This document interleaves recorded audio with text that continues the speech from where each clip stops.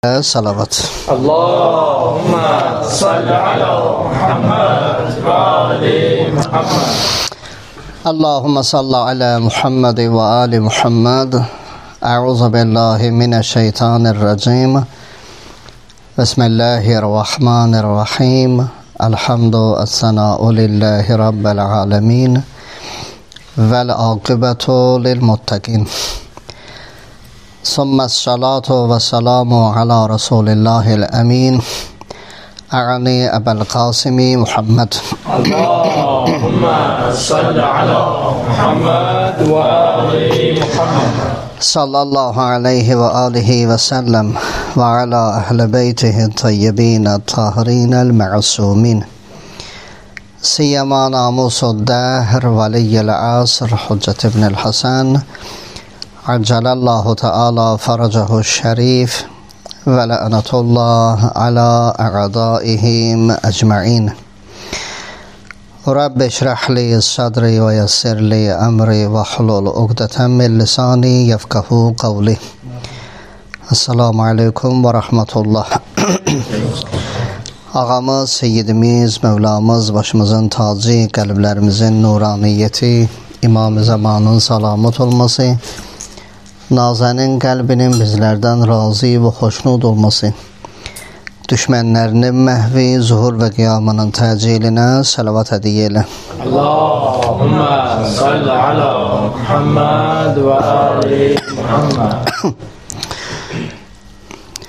Bəhsimiz ilahi ədəbdə növbəti dərs. Keçən bəhsdə ərz elədik ki, məsumlardan buyurur ki, İnnə bizəvil uqul minəl hacəti iləl ədəb kəma yəzmə'u zər'u iləl mətər. Dedi ki, necə ki, əkin sahəsinin yağışa ehtiyacı var, elə o cürdür, ədəbin ağla ehtiyacı var. Sonra dedi ki, ağılın da ədəbə ehtiyacı var. Bu bəhs elədik. Dedi ki, burada ikisi birini nəfi etmir, inkar etmir. Bəlkə ikisi biri ilə paralel hərəkət edir. Deməli, ağıl üstə gəl, ədəb, insan olur ədəbli. Burada ədəbli, yəni ilahi ədəbi kəsb etmiş olur. Deyirik, kamil insandır. Onlar ki, ağlı var, amma biədəbdilər. Onlar da ağılsız mövcud sayılırlar. Yəni, ədəb, ilahi ədəb yoxdursa, deməli, bu ağlından istifadə etməyib. Ağlından istifadə etməyənlər dünyada biədəb sayılırlar. Çünki ədəb ağılsız, ağıl ədəbsiz, ədəb olmadan təsəvvür olunmur. Təsəvvürü mümkün deyil. Necə ola bilər? Məsələn, bir nəfər, hələ mən insani ədəbi deyirəm, cəmiyyətin içində kobud bir hərəkət eləyə, deyərlər ki, ağıllıdır, deməzlər. Yəni, o ədəbsiz hərəkətinə görə deməzlər ədəbsizdir, deyərlər ağılsızdır. Çünki ağıl hökm verir ki, bu hərəkət etmək olmaz. Ağıl buna hökm verir. Ağlın verdiyi hökmdən getməyibsə, deməli, ağlın sözünə baxmayıb. O ki, biz işlədirik, ağılsızdır, nə o mənada ki, ağlı yoxdur. Bəlkə o mənadadır ki, ağlından istifadə etmir. Sonra belə bir rivayət edir ki, kullu şeyin yuhtacu iləl aql vəl aqlu yuhtacu iləl ədəb. Hər bir şey ağla möhtac ikən, ağıl da ədəbə möhtacdır. Niyə görə belə dedilər və biz niyə bəhsi bu yerə getirdik? Ona görə bəhsi bu yerə getirdik ki, ədəb ağılın məhsuludur deyə bilərik. Əgər ağıl kök atmayıbsa, yuxarıda onun budaqlarında meyvə olmayacaq. Sən məsələn təsəvvür elə bir bağ salmısan, mart ayı gəldi, yaz ayı girdi, bütün ağaclar çiçəkləndi, bu tərpənmədi, bu hərəkət eləmədi, burada yer tutub da bu, bunu götürüb başqasını neynirsən o yerinə əkirsən. Hardan bilirsən bunun rışası xarab olub? Hərəkətindən bilirsən ki, hərəkəti yoxdur. Bəs çöldəki insani hərəkətdən bilinir ki, onun ağlı var yoxsa yoxdur. Yenə deyirəm, ağlı yoxdur, sözü yoxdur. Yəni, ağlından istifadə etməyən insan oxşayır kökü olmayan ağaca ki, hər bir küləkdə yıxıla bilər. Niyə görə bəzi insanlar yıxılırlar? Bayağı dediyiniz, adını çəkdikləriniz. Çünki onlar ağıllarından istifadə etmirlər, ona görə yıxılırlar. Əmir əl-Möminindən gözəl bir rivayət, mən biləm bu rivayətlə qutardıq.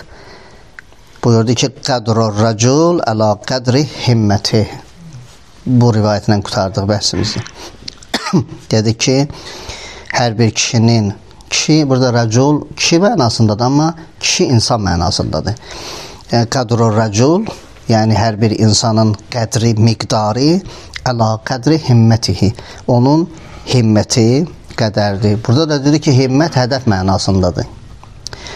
Mən şərofət himmətu, hazumət qiymətu. Hər kəsin himməti, yəni hədəfi şərafətlidirsə, onun miqdarı çəkisi nədir? Əzəmətlidir. Bəhsimizin yeni hissəsi, yəni bunu xatırlatdımsa ki, axırıncı dərsimizin o xülasəsi. İnsanın qiyməti və hədəfi ilə onun ədəbinin arasında olan bağlılıq, yaxud mizan və meyar. Yəni, ədəblə hədəfin arasında bağlılıq nədir? Meyar nədir? Meyar əyar sözündəndir, çəki deməkdir. Yəni, onun miqdarı, ölçüsü. Nə ilə biz ölçə bilərik ədəbi? Yaxud ağla nə ilə ölçə bilərik? Belə. Sən getsən, məsələn, ərzaq dükanına, istəyirsən qənd alasan. Müasir zamanədir, orada elektron tərəzilərdir. Qramı çəkir, 1000 qram və onu kiloya nə edir? Çevirir. Qabaqki tərəzilər iki gözlü tərəzilər idi. Bir tərəfinə qoyardın, o bir tərəfinə daşları yığardın və o ilə də tarazlayardın.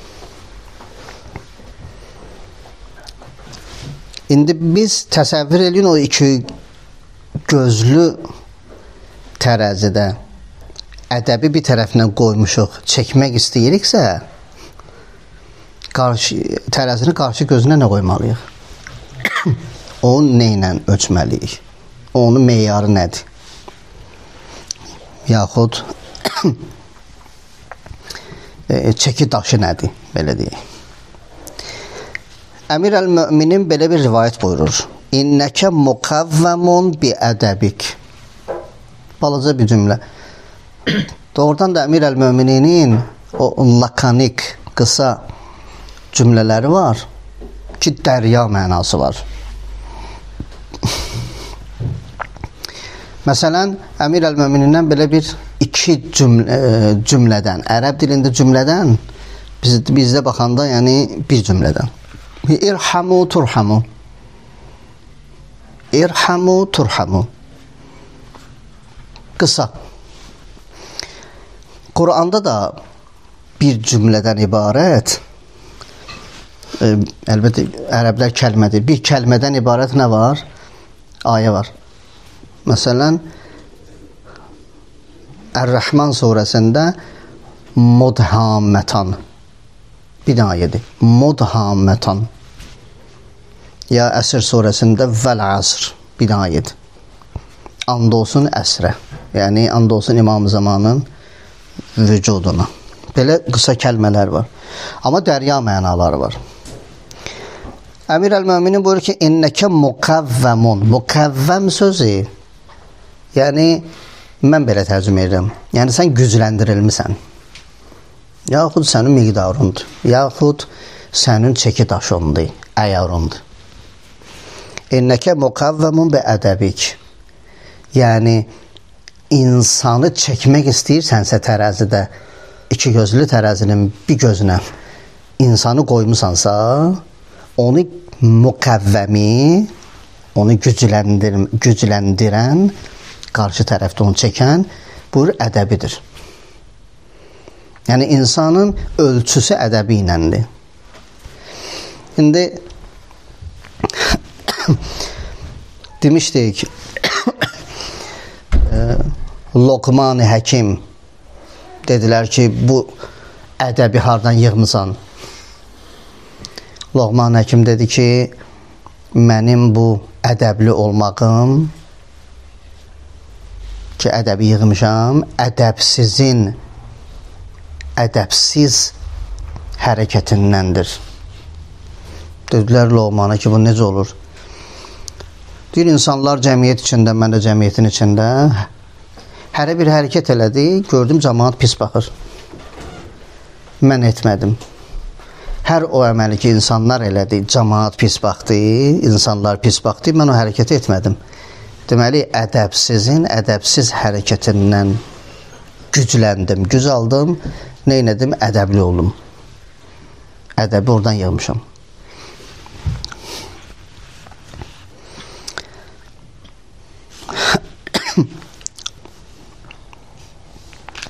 Deməli, insanın qiymətini təyin edən onun neydi? Ədəbidir. İnnə həzihil ilm vəl ədəb səmənu nəfsik. Buyurur ki, elm və ədəb sənin nəfsümün səməni və qiymətidir. Əmir əl-Möminin buyurur. Fəctəhid fi təallumihima. Buyurur, çalış, ədəblə elmi öyrənəsən. Fəma yəzidu min elmik və ədəbik yəzidu fi səmənik və qədrik.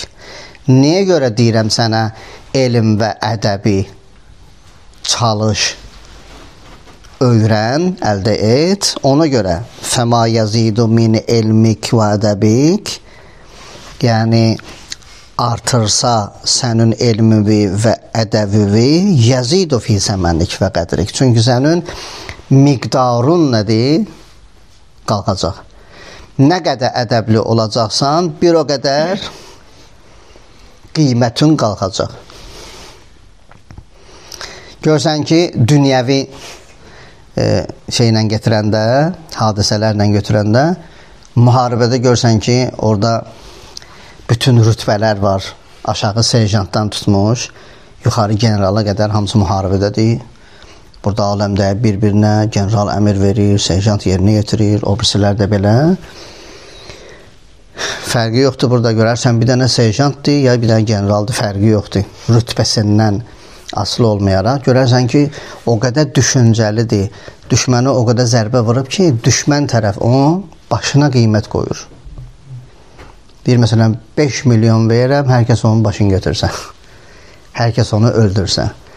Bir də görsən ki, 1 milyonluq, 2 milyonluq bir dənə bombanı, raketi bir nəfər üçün ayrılırlar. Deyirlər, vurun onu. Adətən bunu eləməzlər.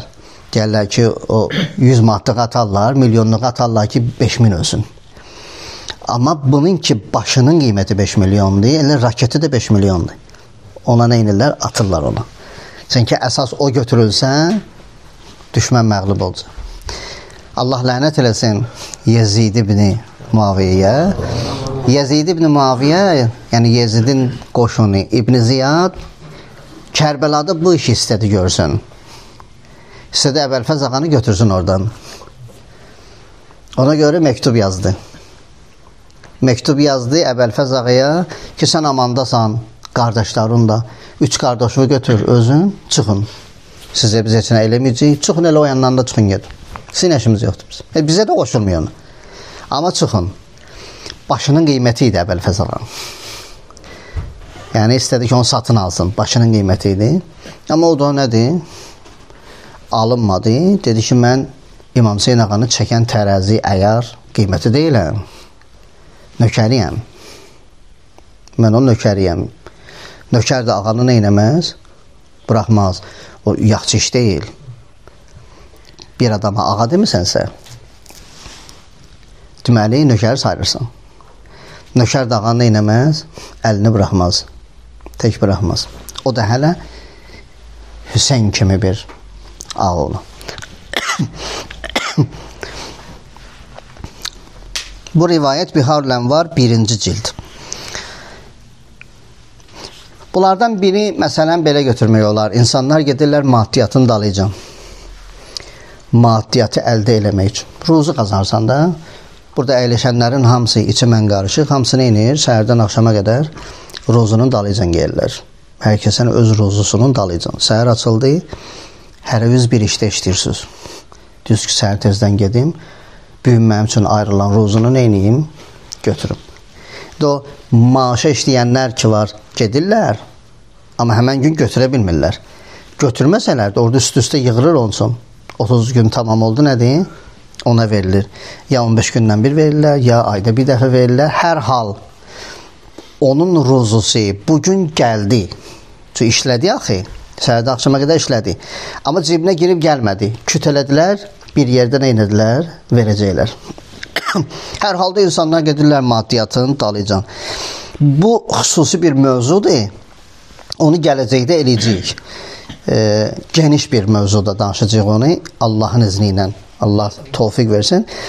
Orada deyəcək ki, insanlar ədəbli olmaq üçün o işdə ki, işləyirlər, məşğuldular ruzunu götürməyə ki, orada kollektiv var. Ədəbini o kollektivin içində necə qorumalıdır? O kollektivi necə seçməlidir? Ki, o kollektiv bunu ədəbinə neynəməsin? Zərər vurmasın. İlahi ədəbinə zərər vurmasın. Bu geniş bir mövzudur. İnşallah bir 15-20 dərs onu ayrıca oxuyacaq. Amma burada işarə edirəm. İndi bir nəfər gedir maddiyyatın dalıca.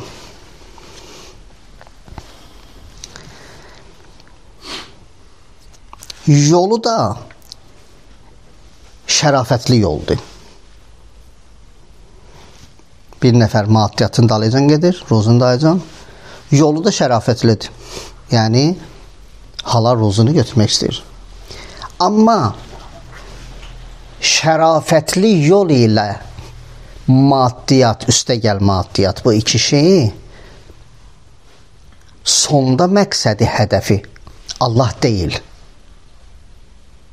Bu cürdürsə, buyurur, biədəbdir. Halal ruzu dalıcan gedir. Üstəgəl yol şərafətli yoldur. Amma bərabərdir, qurbətən ilallah yoxdur. Aydındır? O biədəbdir. 4 dənə məqam olacaq da. Bir adam maddiyyat dalıcan gedirsə və yol şərafətlidirsə 2, 2-ni 2-yə vuranda 4 qismə bölündü. Birinci qism nədir? Birinci qism budur. Maddiyyat şərafətli yoldur, amma məqsəd ilahi deyil, buna deyirlər biədəb. İkinci dəstə.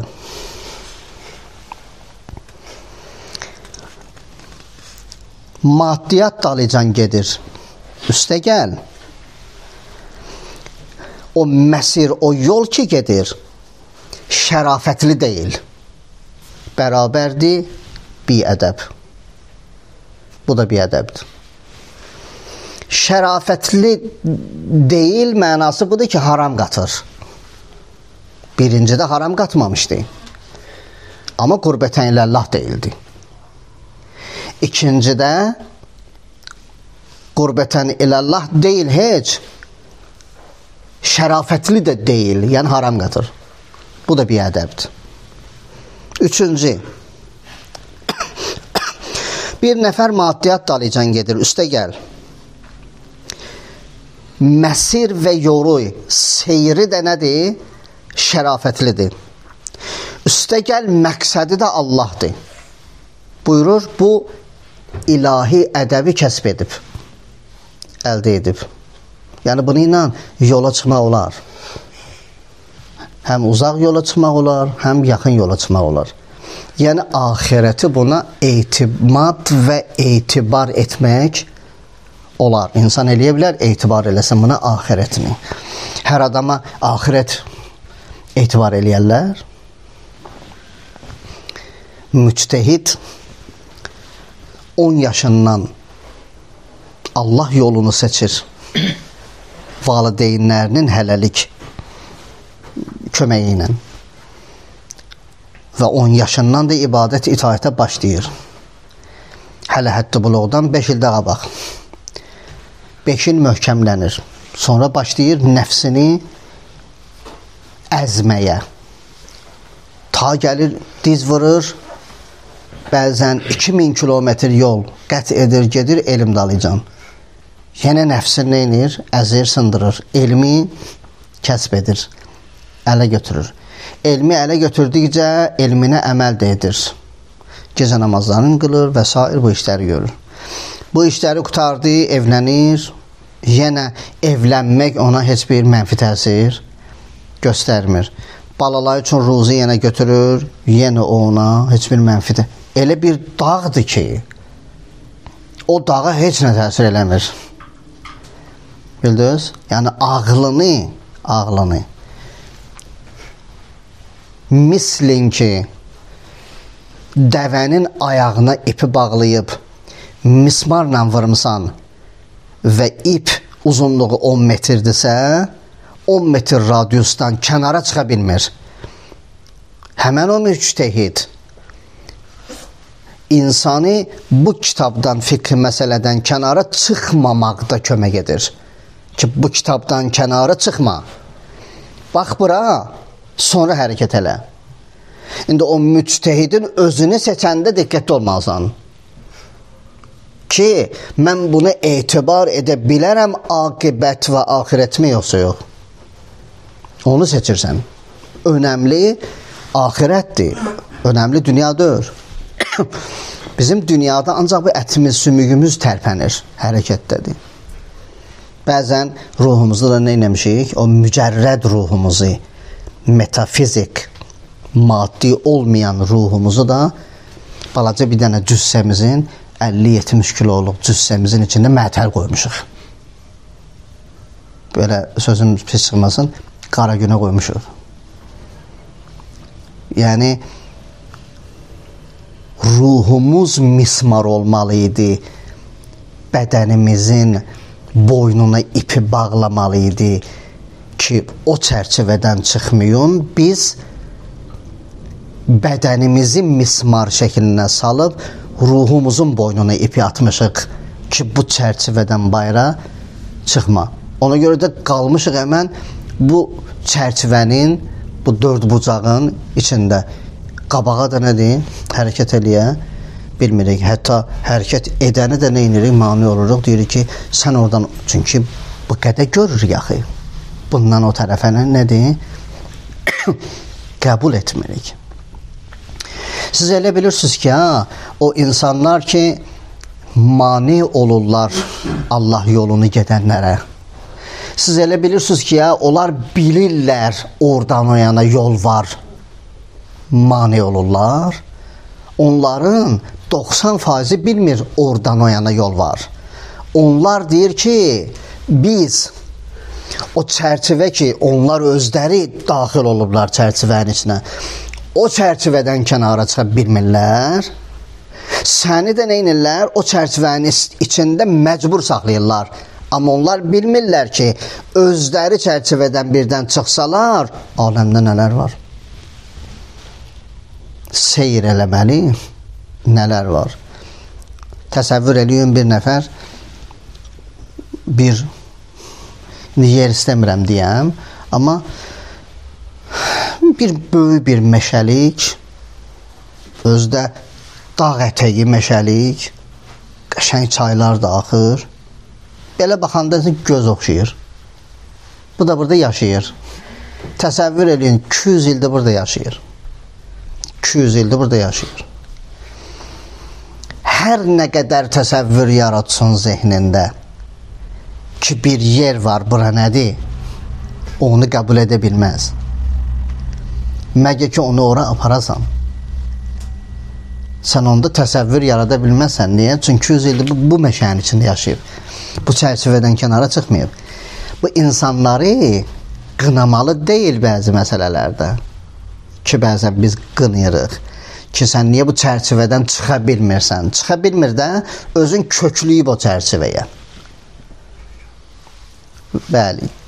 Və o fikri orada kök atıb, ağıl bilib əslində neydi? Ağıl deyildi. Oradan kənara çıxa bilmir. Ona görə səni də buraxmır o yana. Oradan o yananı nə görür? Həlakət və fəlakət görür.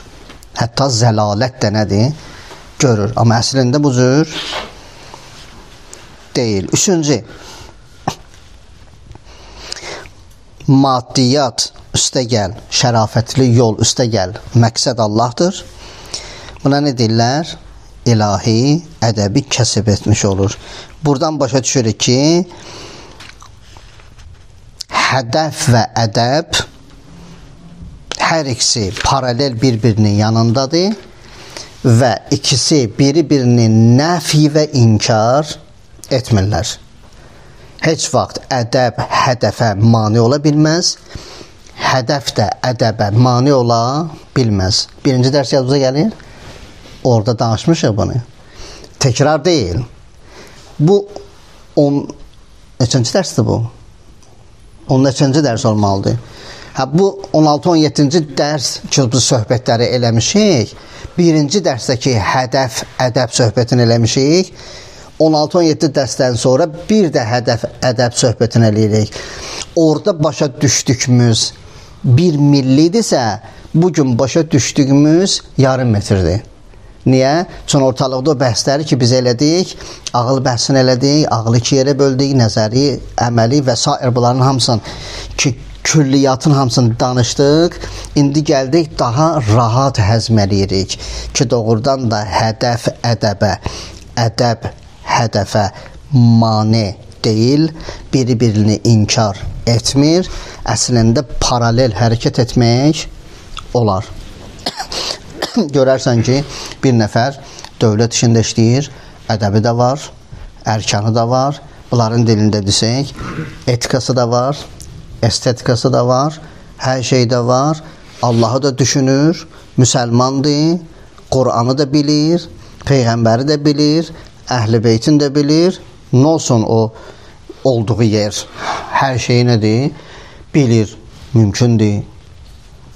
Yəni, o qoruyub o məsələləri nədir? Saxlayıb hərəkət eləyə bilir. Hərəkətində də heç bir problem nədir? Yoxdur. Bir bəhs eləmişdik biz qabaqcadan, bir neçə dərs bundan qabaq. Demişdik ki, ilahi ədəb, ilahi ətiyyə və hədiyyədir. Demişdik. Bu kökü hədiyyədir. O ki, məsələn, deyirlər sənə ki, get gilas bağından gilas yığ. Sənə deyirlər ki, get gilas bağından gilas yığ. Gilas yığmağa səni göndərəndə sənə bir zəmbil də nədir? Verirlər. O ki, Allah Teala bizə buyurub ki, anadan olub ölənə qədər insanlar cəmiyyət içində yaşayacaqsınız və ilahi ədəbi yığacaqsınız. İlahi yığağı hara tökək? Buyurur ki, mən onun üçün bir qab, bir zəmbil verirəm sizə. O ətiyyədir, mən tərəfdən hədiyyədir. Qabı mən verirəm. İçinin materialını neyləyin? Siz yığın. Çatdırdım fikrimi. Deməli, o ki demişik ilahi ədəb, ətiyyədir, hədiyyədir Allah tərəfindən, baxmayaraq ki, rışası kökü hədiyyədir. Əta olunub Allahdan, rışası. Amma onun içini doldurmaq, ona qulluq eləmək, onun bəhrəsini qiyamət günü axirətdə yemək bizlikdir. Biz onu kəsb etməliyik. Biz onu əldə etməliyik. Bu mühüm məsələdir. Deməli, ədəb, baxmayaraq ki, rəşəsi, kökü, hibədir, ətiyyədir, əta olunub Allah tərəfindən, amma özü özlüyündə iktisabi və əldə olunası bir şeydir. Yəni, insan onu təhsil eləməlidir. İnsan onu hasil etməlidir.